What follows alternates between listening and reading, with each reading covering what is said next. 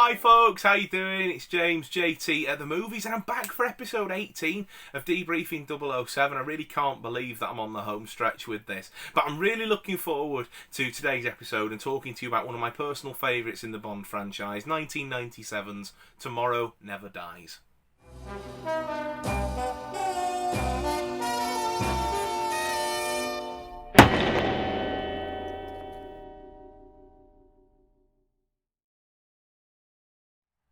After the triumphant success that was GoldenEye, the producers wasted no time whatsoever in getting into another 007 adventure, and 2 years later we got Tomorrow Never Dies. This film actually went into pre-production before GoldenEye had come out. They were starting to write it and get the ball rolling because they knew that they couldn't afford to wait another long gap again like they'd done between License and GoldenEye. So it was really great to see them on the ball with this, and they did something similar after Casino Royale with Quantum of Solace. They got that one out in quite a timely manner, and then obviously the last two have come out, two films in a decade sort of thing. So it's one of those sort of things where I wish they could do that a bit more consistently, and hopefully when we get a new Bond after Daniel Craig, we maybe get somebody that's a bit younger and hasn't got as much of a CV and a repertoire behind them, so that they're able to commit a decade of their life to making one of these films every 2 years. But we shall see. Anyway, that's not what we're here to talk about today. Tomorrow Never Dies, like I say, came out in 1997. Pierce Brosnan returns as James Bond.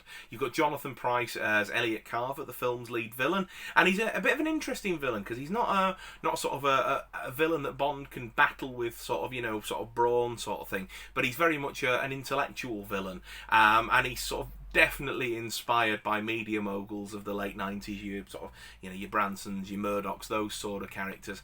And then you've got Michelle Yeoh in this film playing Wei Lin, the Chinese agent that teams up with Bond to investigate the case from their side of things. Terry Hatcher's in there playing Paris Carver. Judi Dench returns as M, as does Desmond Llewellyn as Q. And just a really, really good film. Joe Don Baker comes back again as Jack Wade.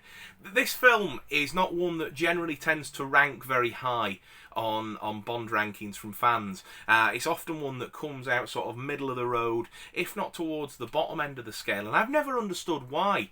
This is one of my personal favourites, as I mentioned, and it has always been in my top 5.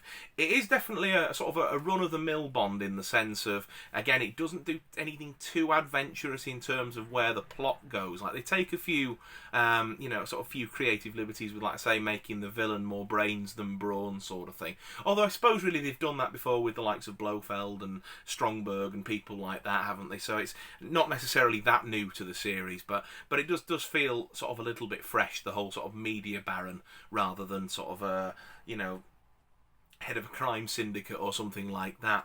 But the film is, to quote Calvin Dyson, a Sunday afternoon Bond. It's in the same sort of camp as Octopussy or Thunderball or whatever. It's one of those where it's a bit by the numbers, follows the formula, does what it needs to do, gets in and out sort of thing, but isn't anything sort of spectacular. And I would agree with that, but I think that that's one of its strengths, is the fact that it follows the Bond formula and does exactly what a Bond film says it'll do on the tin.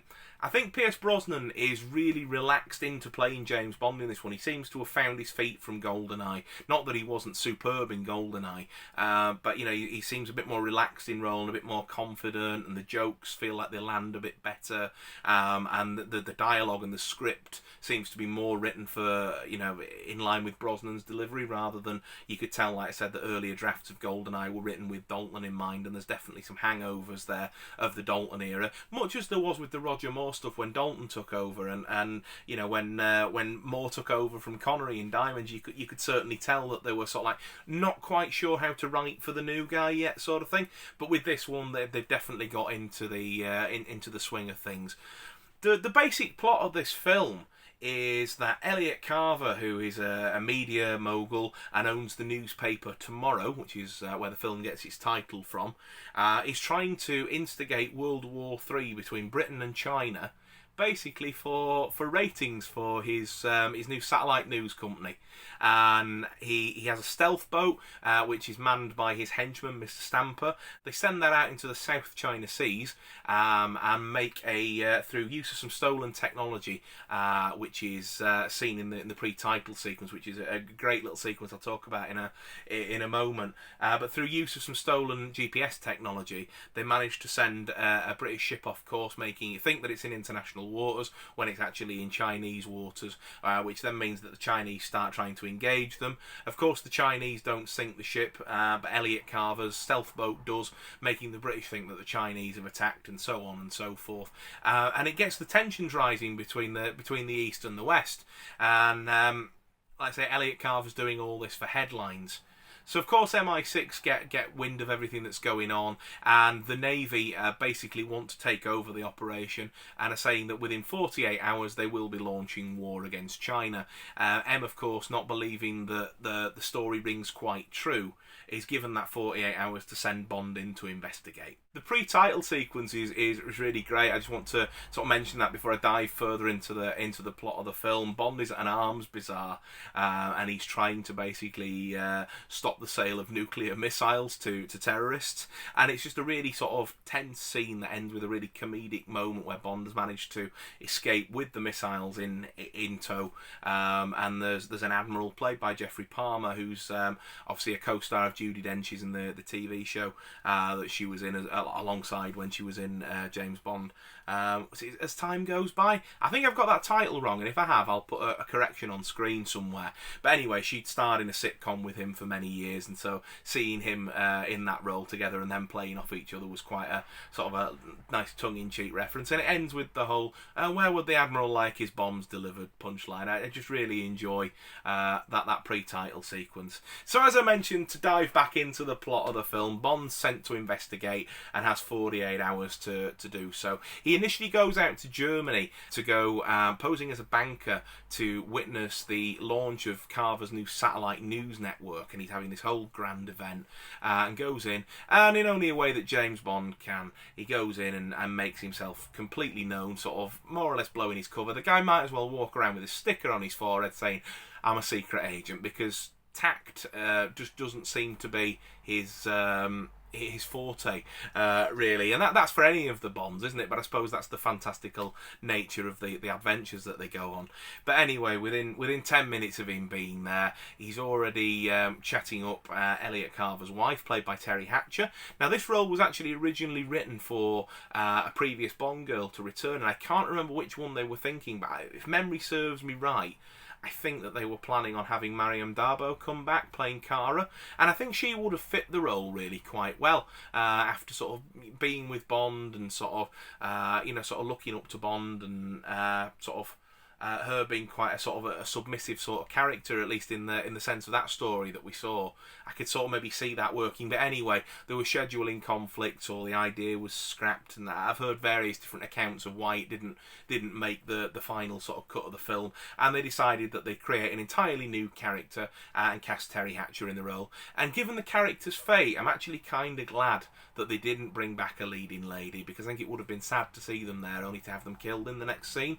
But obviously she is still written as a former lover of Bond, and so they sort of have a bit of a tense but soon mellows sort of catch up where she slaps him round the face, and of course Carver's got his eyes and ears on everything and replays the security and sort of wants to know how they know each other, and she lies and he doesn't believe her, and that ultimately is what leads to her death. But Bond gets lured off into a soundproof room by some heavies, and he ends up sort of obviously bettering them, of course, does Bond, and then ends up sabotaging the event for Carver as payback. It's also at this event that we're introduced to Wei Lin. She's also posing as somebody that she's not. She's posing as a reporter, but does it much more tactfully. And Elliot Carver is much more receptive and welcoming to her, and I think she gets a bit further on. The story then shifts over to Vietnam, where Bond breaks into one of Carver's buildings and manages to recover the stolen GPS device that threw the British ships off. He's able to then, with the help of the US Navy, confirm that that has actually sent the ship off course, and that is what's gone wrong. Using the recovered GPS tracker, Bond's then able to locate the sunken ship, which the British had not yet been able to recover, and see that it hadn't actually been torpedoes that had sank it, but it had actually been the attack from the stealth boat instead. It's there that Bond runs into Wei Lin again. She's also investigating the wreckage, trying to find out what's going on, and the pair of them are captured by Carver's men. So they're taken back to his headquarters in Vietnam, and they have a daring escape whilst they're handcuffed to each other, and they're on a motorbike going through the streets of Vietnam, and it's just a really, really great scene. Really just brilliant stuff. They do a jump over a helicopter at one point, and you can tell that the characters don't quite trust each other yet, and are definitely sort of keeping a sort of a safe distance from each other, if you like. Once they get free, Wei Lin ends up leaving Bond chained up to a pipe somewhere, but of course he escapes and tracks her down again. And then there's another quick, swift fight with some more Carver goons, and it's at that point that they realise what's going on and decide that they're going to team up. They alert their respective governments so that they know not to launch into war, and then the pair of them set off after Carver's stealth boat. And of course there's a great big battle that ensues, and ultimately ends with Elliot Carver meeting his demise by being put into the torpedo chainsaw that he used to sink the ship at the start of the film. And then Bond and Wei Lin share a romantic encounter on the wreckage of the stealth ship, whilst the UK Navy are looking to recover them. So as you can see from the amount of time that it's taken me to go through that, it's a really simple plot. There's really not much to it. I really liked the media angle. I really, really enjoyed that. And I think that it's almost a shame that it was wasted when it was, because I think with the age that we're in now, with everything being so interactive and social media, fake news and all that sort of stuff, and the way that the news is presented to us, I think that could have been a really, really sort of timely film to make now, with a few updates and tweaks. I'd be interested to hear anybody else's thoughts on that. I really love Jonathan Pryce as the villain. I think it was a real nice change of pace to have that villain.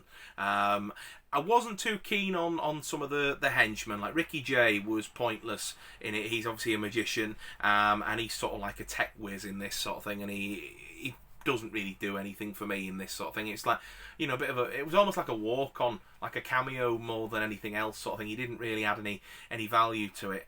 Dr. Kaufman is somebody that I see getting a lot of praise, and I've always found the character to be completely laughable. Really don't rate the Dr. Kaufman character at all, and I'm really glad that he's only in it for a few seconds and largely, to me, played for comic relief. But I do think that he takes away some of the seriousness and the poignancy of Terry Hatcher's character dying. Mr. Stamper is just a Red Grant clone, isn't he, really? To be fair, there's nothing original or imaginative about him. It's been done before, Red Grant and Necros, and I'm sure that they'll do it again, and I'm sure that there's probably others that I'm missing there, but he's just run-of-the-mill henchman sort of thing, isn't he, really? But on the whole, I love this film. Like I say, it's one of my favourites. It's easy watching. I put this one on if I'm feeling ill or whatever. I just want something that I can just let wash over me and not have to think about it or whatever. One thing I do want to call out on this is that David Arnold took over the scoring duties from Eric Serra. Again, John Barry was asked if he wanted to come back, but had decided that he'd done his time on Bond and actually made the recommendation that they take on board David Arnold. David Arnold was a composer, obviously, in his own right, and had done things like Independence Day to name but one of the credits that he's got. But he'd done a Bond tribute album where he'd done some of the orchestral music, and then he also reinvented some of the theme songs with some contemporary artists of the day, and it's a really interesting listen. To be right honest, I don't think it gives a true representation of what the guy was capable of, and I think you want to listen to this score and the score for Casino Royale really to hear the guy at absolute premium Bond. But yeah, he's absolutely just the right choice for it, and the worthy successor to John Barry. And I'm interested to see what Hans Zimmer does with the next one.